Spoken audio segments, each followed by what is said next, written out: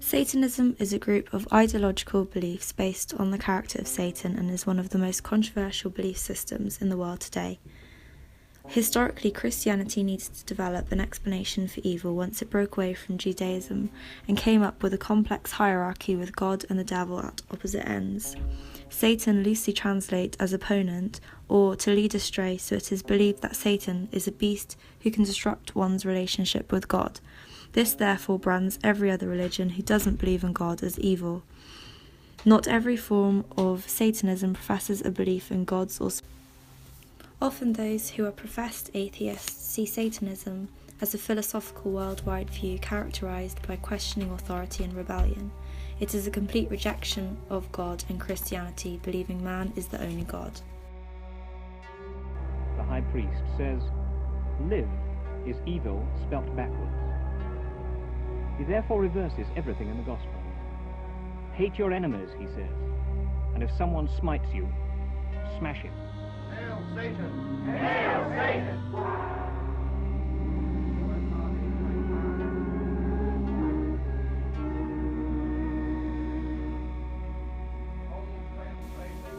There are many satanic organizations which wish to throw the Christian church, the main one being the Church of Satan.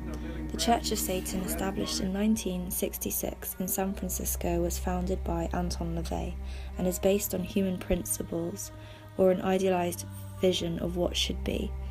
Worshippers of the Church of Satan consider themselves atheists and not evangelistic. For them, Satan represents man as just another animal. Satan represents all of the so-called sins as they lead to physical, mental, and emotional gratification. LaVey uses this atheist basis to criticize Christianity and other beliefs. Stories of cults devoted to Satan practicing ritual abuse of innocent people have long circulated, periodically erupting into mass hysteria. Many say that the latest panic followed shortly after the publication of Michelle Remembers in 1980.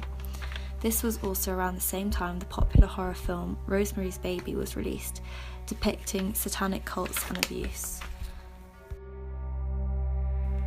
We're talking about people in some cases who are coming to us as patients who were raised in satanic cults from the time they were born. Often cults that have come over from Europe that have roots in the SS and death camp squads in some cases. These are children who tell us stories about being deprived of sleep all night, of then being required to work. Panic spread through the United States and later Europe and eventually led to accusations and some arrests of daycare workers. It also impinged on social policy and social work practices.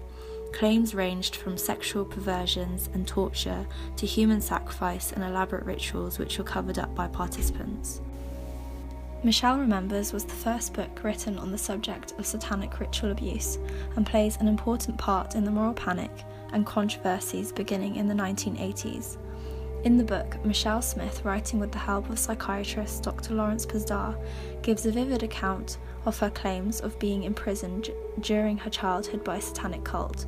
The members of the cult apparently tortured her in a number of ways, including rape, butchering stillborn babies in front of her, and imprisoned her in a snake-filled cage. She claims eventually her Christian faith triumphs over Satan and she was allowed to return home.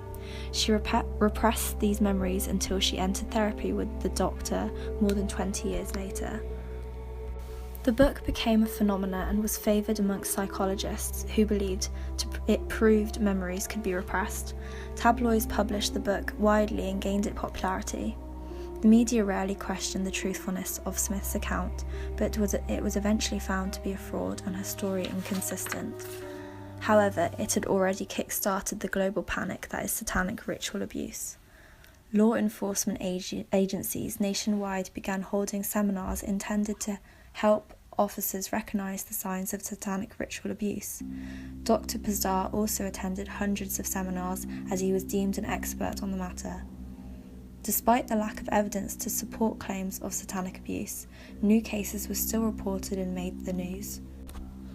Another trial which added to the panic of satanic ritual abuse is the McMartin preschool abuse trial, which is one of the most expensive criminal trials in American history. It took the government 7 years and $15 million investigating and prosecuting a case that led to no convictions. In 1983, a mother of one of the preschool students reported to the police that her son had been sodomized by McMartin teacher Ray Buckley. The initial allegations are still disputed, with some saying her son denied her suggestions and others saying he confirmed the abuse. From this, however, police sent out a letter to about 200 parents of students at the school, stating that their children might have been abused and to question their children. Many children were questioned and interviewed leading on from this. However, the interview techniques used were said to be highly suggestive, leading to false accusations. Others believed that the questioning itself may have led to false memory syndrome. These techniques are what led to the accusations mirroring the just starting satanic ritual abuse panic, with some of the abuse allegedly occurring in secret tunnels beneath the school. However, no evidence of tunnels were ever found. Accusations were also made that the preschool was actually the cover-up for a sex ring. The parent who started the initial allegations, Johnson, also made statements about Ray Buckley, including that he could fly. It was later found that Johnson suffered from mental health issues, which was withheld from the defense for years. She was diagnosed with acute paranoid schizophrenia and was found dead in a home before the hearing concluded. These allegations and the trial was perhaps spun out of control and bias due to the pressure that investigators felt by the public to produce results. It is these cases, amongst others, that fueled the change of social policies and social work practices, with many social workers and mental health professionals deeming themselves experts on child welfare. Child welfare budgets doubled during the 1980s, mirroring the panic that was spreading, the panic that was becoming very profitable. Jean LaFontaine, professor of anthropology, examines the role of the media, Christian fundamentalists, social workers, the police force, foster parents, and the children themselves in her book Speak of the Devil. These allegations had real-world consequences, with children being separated from their families and put into care. The relationships between the police and the social workers broke down, and the successful prosecution of child abusers was jeopardized. LaFontaine found that, whilst in some cases there was evidence of abuse, there was no evidence of satanic ritual, whether organised or not. Sociologist Jeffrey S. Victor states in general that contemporary legends such as satanic panic can create self-fulfilling prophecies. For many people in the United States, the late 1970s were a troubling time. The Watergate scandal, the Vietnam War, and the economic crisis had undermined the public's confidence in their fellow citizens and the government. Victor analysed rumour panics and studied how they develop in different regions, finding that myths such as these usually arise at times when a society is undergoing a deep cultural crisis of values or after a period of rapid social change, explaining how the satanic panic may have arisen. By the year 2000, satanic panic had pretty much died out. However, Satanism has lived on in more contemporary forms. Since the 1970s, and right through to today, rumours of influential backwoods satanic messages and songs have circulated. This is called backmasking. Backmasking became controversial during the 80s and the 90s when allegations from Christian groups stated that satanic cults were trying to promote Satanism. Some bands, such as Slayer, have used satanic imagery for commercial reasons.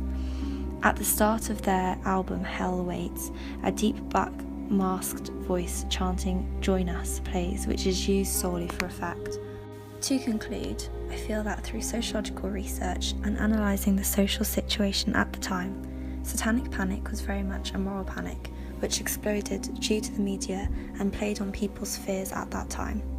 Abuse may have happened, however, there is little evidence to support the claims that it was committed by satanic cults, and many would see this as a strong example of Stanley Cohen's moral panic, where the media spun these tales of abuse out of control. The panic did happen, but did the abuse?